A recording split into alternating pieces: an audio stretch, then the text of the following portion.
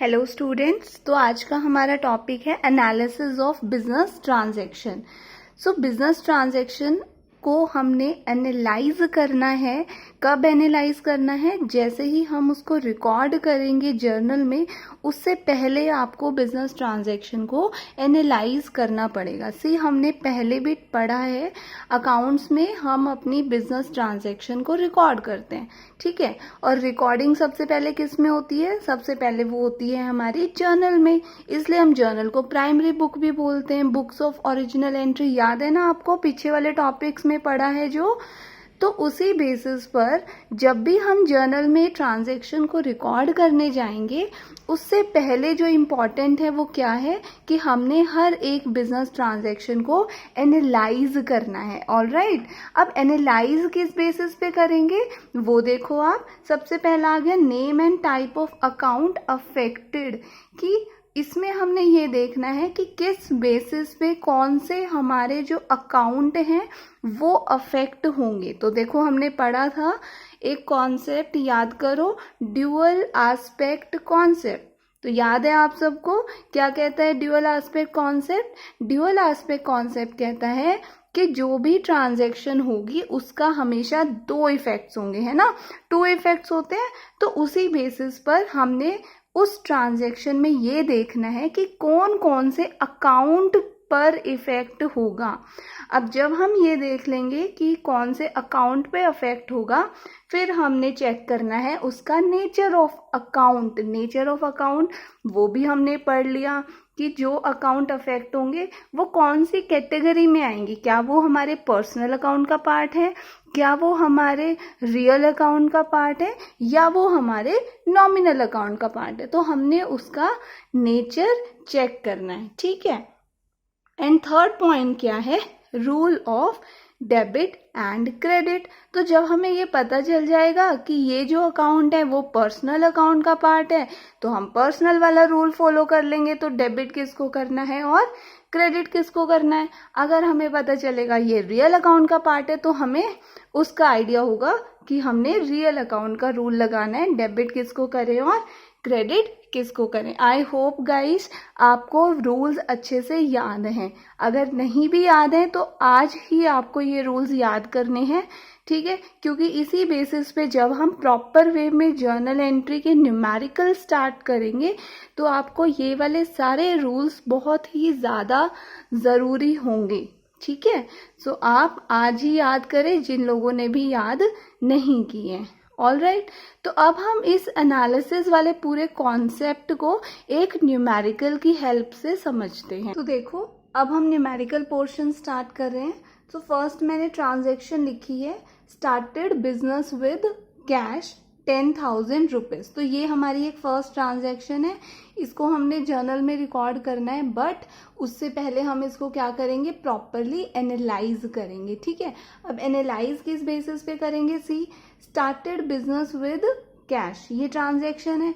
अब इसके ये मेन एनालिसिस रहेगा, ड्यूअल एस्पेक्ट, ड्यूअल इफेक्ट कहाँ पड़ रहा है, टाइप ऑफ अकाउंट कौन कौन से अफेक्ट होंगे, फिर उन अकाउंट का नेचर क्या रहेगा, एंड रूल के अकॉर्डिंग हम डेबिट किसको करेंगे और क्रेडिट किसको करेंगे, ठीक है। अब ड्यूअल एस्पेक्ट से स्टार्ट करते हैं। देखो इस ट्रांजैक्शन के दो इफेक्ट होंगे, तो अब पहले इस ट्रांजैक्शन को समझो क्या हुआ है। यहाँ पे हमने क्या किया, बिजनेस स्टार्ट किया कैश से, यानी कि जब हम बिजनेस शुरू करते हैं तो हमारे बिजनेस में कैश आया, ठीक है। अब एक चीज और मैं आपको याद करवाऊं, हमारा एक बिजनेस एंटिटी कॉन्सेप्ट भी था जो क्या कहता है कि हमारा ऑनर और जो बिजनेस है दो सेपरेट आइडेंटिटी है, यानी कि ऑनर अलग है और बिजनेस अलग है, यही बोलता था, ठीक है। और उस कॉन्सेप्ट में इंपॉर्टेंट बात क्या कही गई थी, उसमें कहा गया था कि जो भी बिजनेस ट्रांजैक्शंस आप रिकॉर्ड करोगे वो किसके पॉइंट ऑफ व्यू से रिकॉर्ड करनी है, ऑनर के पॉइंट ऑफ व्यू से रिकॉर्ड करनी है ना। तो उसी बेसिस पर आप ये देखो कि हमने कैश से बिजनेस स्टार्ट किया, तो बिजनेस के पॉइंट ऑफ व्यू से सोचो कि हमारे बिजनेस में, हमारी फर्म में कैश आया, तो फर्स्ट इफेक्ट तो हमारा कैश में पड़ेगा कि हमारा कैश बैलेंस कितना हो जाएगा, 10,000। तो ड्यूअल एस्पेक्ट में एक इफेक्ट हो गया कैश रिसीव का, ठीक है। दूसरा इफेक्ट क्या रहेगा बताओ। अब ये भी आप लोगों को याद है, जब हम पैसा लगाते हैं बिजनेस स्टार्ट करने के लिए, उसके लिए एक वर्ड होता है कैपिटल। ये तो सेकंड इफेक्ट क्या हुआ हमारा, कैपिटल इफेक्ट हो गया, ठीक है, कि कैपिटल हमारी क्या हो गई, इंक्रीज, ठीक है, या हम कैपिटल इन्वेस्ट भी बोल सकते हैं। तो ये हमारे दो इफेक्ट हुए, एक कैश पर और एक हमारा कैपिटल पे। उसके बाद अब इसके अकाउंट हम देखेंगे, कौन कौन से अकाउंट अफेक्ट होंगे। सी जो हमारा ड्यूअल एस्पेक्ट होता है ना, उधर से ही आप निकाल सकते हो टाइप ऑफ अकाउंट अफेक्टेड भी। तो कैश रिसीव, तो एक हमारा हो गया कैश अकाउंट, ठीक है, और दूसरा हमारा हो गया कैपिटल अकाउंट, सिंपल। उसके बाद अब ये भी कर लिया हमने, फिर हम क्या चेक करेंगे, नेचर ऑफ अकाउंट। अब देखो कैश अकाउंट का क्या नेचर है, यानी कि 3 कैटेगरी होती है ना हमारे अकाउंट्स की, personal account, real account and other one is nominal account. हाँ जी, तो कैश अकाउंट अब किसका पार्ट है, अब सोचो आप लोग, गेस करो। तो कैश अकाउंट होगा हमारा रियल अकाउंट का पार्ट। अब रियल अकाउंट का कैसे हुआ, क्योंकि रियल अकाउंट में हमारे क्या आते हैं, एसेट, हमारी प्रॉपर्टी है ना, जो हमारी अपनी प्रॉपर्टी है, हमारे एसेट्स हैं। तो कैश क्या है, हमारी एसेट्स का पार्ट है, इसलिए कैश हो गया आपका रियल अकाउंट की कैटेगरी में। अब कैपिटल अकाउंट, अब कैपिटल अकाउंट की कैटेगरी क्या रहेगी सोचो। तो कैपिटल अकाउंट की कैटेगरी हमारी रहेगी, क्योंकि देखो कैपिटल जो है वो कोई एक पर्सन इन्वेस्ट करेगा, ऑब्वियस सी बात है ना, एक जो ऑनर है वो पर्सन है and person is investing cash capital, है ना। तो जो कैपिटल अकाउंट है वो हमारा पर्सनल अकाउंट हो जाएगा।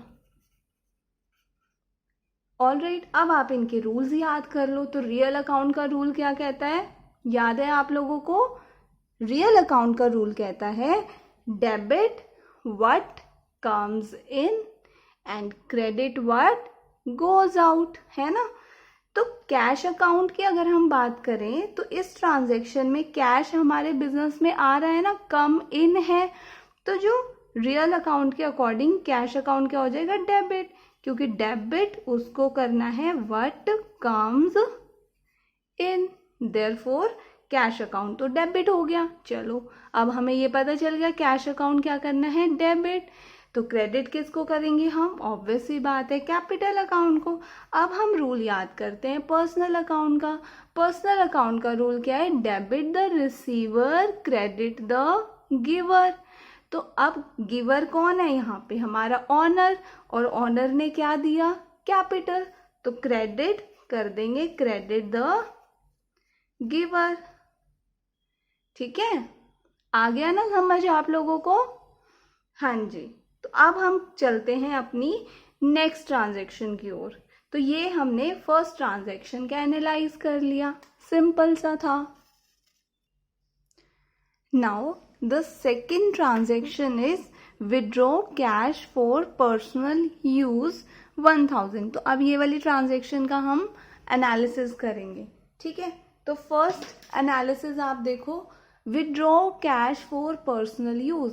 यहाँ पे जो ओनर है उसने कैश विड्रॉ किया बिजनेस से, विड्रॉ मतलब निकाला है बिजनेस से पर्सनल यूज के लिए, मतलब जो भी कैश वो बिजनेस से निकाल रहा है उसको वो बिजनेस के काम के लिए नहीं यूज करेगा, वो उसका अपना कोई पर्सनल काम है उसलिए यूज करेगा, ठीक है। तो यहाँ पे क्या इफेक्ट हुआ, एक तो सिंपल सी बात है, हमारे बिजनेस से कैश चला गया, तो एक इफेक्ट तो अगेन कैश पे हुआ, यानी कि कैश पेड, ठीक है, हमने ऑनर को कैश पे किया। एंड सेकेंड इफेक्ट किस पे जाएगा, क्योंकि ये भी आपको एक टर्म याद होगी, जब भी कैश पर्सनल यूज के लिए विड्रॉ किया जाता है तो उसको क्या बोलते हैं हम उसको बोलते हैं ड्रॉइंग्स, याद है ना। तो देयरफॉर हमारी ड्रॉइंग्स हो गई। तो दो इफेक्ट इस पर हुए, एक कैश पर और एक हमारी ड्राइंग्स पे। अब इन्हीं से रिलेटेड दो अकाउंट आ जाएंगे। तो टाइप ऑफ अकाउंट में आ गया एक हमारा कैश अकाउंट और एक सिंपल सा हमारा ड्राइंग अकाउंट। क्लियर है स्टूडेंट्स? अब इसका नेचर देखेंगे फिर से। तो कैश अकाउंट तो अभी आपको याद ही हो गया, ये तो है हमारा रियल अकाउंट का नेचर, है ना। अब यहाँ पे आया ड्राइंग्स अकाउंट, तो ड्राइंग्स अकाउंट होता है पर्सनल अकाउंट का पार्ट, क्योंकि यहाँ पे भी जो हमारा ऑनर है वो ड्राइंग कर रहा है। तो ऑनर क्या है? पर्सन। तो ड्राइंग अकाउंट भी क्या हुआ? पर्सन हुआ। अब रही बात इनके रूल्स की, तो रूल रियल अकाउंट का रूल क्या कहता है? Debit what comes in, credit what goes out. तो अब की बार जो कैश है वो हमारे बिजनेस से जा रहा है बाहर। किसके पास जा रहा है? ऑनर के पास जा रहा है, ठीक है। तो बाहर जा रहा है तो क्या हो जाएगा? डेबिट तो व्हाट कम्स इन होता है, तो डेबिट तो होगा नहीं। क्या करेंगे? हम करेंगे उसको क्रेडिट, क्योंकि क्रेडिट व्हाट गोज आउट। तो कैश हो गया हमारा क्रेडिट, ठीक है। अब रही बात ड्राइंग की, ड्राइंग होता है पर्सनल अकाउंट। पर्सनल अकाउंट का रूल कहता है डेबिट द रिसीवर। तो यहाँ पे जो ओनर है वो रिसीव कर रहा है, तो ड्राइंग्स की फॉर्म में रिसीव कर रहा है, तो ये ड्राइंग्स हमारी क्या हो जाएंगी? Debit. And the rule is debit the receiver, ठीक है। किसी को कोई डाउट तो नहीं यहाँ तक? तो ये हमारे दो ट्रांजैक्शंस थी, ठीक है, जिनको हमने एनालाइज किया है प्रॉपर वे में। Now start with the transaction 3। तो अब नेक्स्ट है हमारा paid for shop rent 800 rupees. तो यहाँ पे क्या ट्रांजैक्शन है कि हमने शॉप के लिए रेंट पे किया 800 रुपीज का, ठीक है। तो यहाँ पे दो इफेक्ट्स देखो, तो एक तो सिंपल सा इफेक्ट आपके कैश में तो आ ही रहा है, वो तो हमें पता चल रहा है। अगर हम रेंट पे कर रहे हैं, यानी कि रेंट किस फॉर्म में पे किया होगा? कैश की फॉर्म में। तो फर्स्ट तो आपका कैश पेड हो गया, है ना। सेकंड क्या रहेगा? सेकंड है अब कैश किस लिए पे किया? क्योंकि हमने रेंट पे किया है। तो सेकंड इफेक्ट हुआ हमारा reason, basically that is your shop rent. अब इसी का टाइप्स ऑफ अकाउंट पे आ जाओ, ठीक है। तो एक तो हमारा हो गया कैश अकाउंट और एक हमारा हो गया रेंट अकाउंट। अब इसका नेचर क्या रहेगा? कैश अकाउंट का तो आप सबको याद ही हो गया होगा, कैश अकाउंट तो हमारा रियल अकाउंट का पार्ट है। अब रेंट अकाउंट किसका पार्ट है? रेंट अकाउंट किसका पार्ट है बताओ चलो। रेंट क्या है? हमारा एक्सपेंस है, हमारा खर्चा है, ठीक है। एक्सपेंस के लिए कौन सा अकाउंट होता है? हाँ जी, एक्सपेंस के लिए होता है nominal account. So here rent account goes to our nominal account. अब इनके रूल्स कर लेते हैं याद। तो यहाँ पे कैश पे किया है, तो रियल अकाउंट तो हो गया क्रेडिट व्हाट गोज आउट, यानी कि कैश अकाउंट तो हुआ क्रेडिट। तो रेंट अकाउंट क्या हो जाएगा हमारा? डेबिट। क्यों हुआ डेबिट? अब नॉमिनल अकाउंट का रूल क्या कहता है? नॉमिनल अकाउंट कहता है debit the losses and expenses, credit all incomes and gains. तो रेंट क्या है हमारा? यहाँ पे कर रहे हैं ना हम रेंट, तो हमारा यहाँ ये एक्सपेंस है, और डेबिट करना है ऑल लॉसेस एंड एक्सपेंसेस को, ठीक है। इसलिए यहाँ पे ये चीज आ गई, बस सिंपल। चलो एक ट्रांजैक्शन और करते हैं। तो ड्यूअल एस्पेक्ट, अब देखो यहाँ पे गुड्स सोल्ड फॉर कैश 1000, ये हमारी ट्रांजैक्शन है।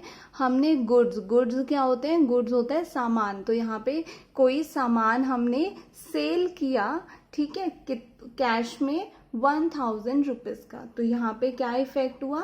तो एक तो आपको कैश का इफेक्ट मिल ही रहा है, क्योंकि आप सामान बेच रहे हो, तो जो सामान बेचेगा वो कैश रिसीव करेगा। तो फर्स्ट इफेक्ट तो हुआ कि हमने कैश को रिसीव किया, कैश को रिसीव किया, क्यों? क्योंकि हमने गुड्स सेल किए। तो यहाँ पे दूसरा इफेक्ट क्या है? Sale of goods. तो first effect cash and the second effect is sale of goods.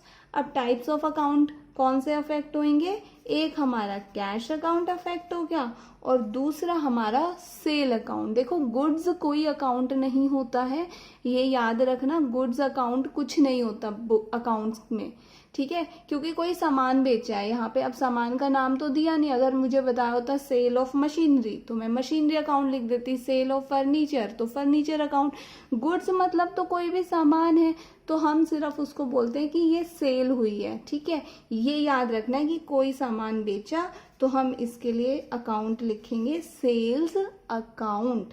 अब इनका नेचर, तो कैश अकाउंट का नेचर है रियल अकाउंट और सेल अकाउंट की कैटेगरी है, क्योंकि देखो सेल कर रहे हो, सेल करने से आपको पैसा मिल रहा है, तो सेल से आपकी इनकम हो रही है ना, इनकम जनरेट करती है सेल्स। तो इनकम के लिए भी हमारा होता है नॉमिनल अकाउंट। तो रूल क्या कहेगा? अब डेबिट व्हाट कम्स इन। तो यहाँ पे कैश हम रिसीव कर रहे हैं ना, इसमें कैश आ रहा है, हमारे पास आ रहा है, तो debit what comes in. Sale of goods, sale income है, रूल क्या है?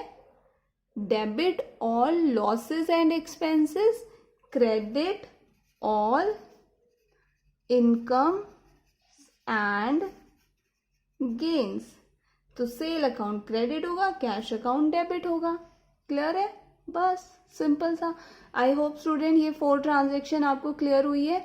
Now it's turn to your homework.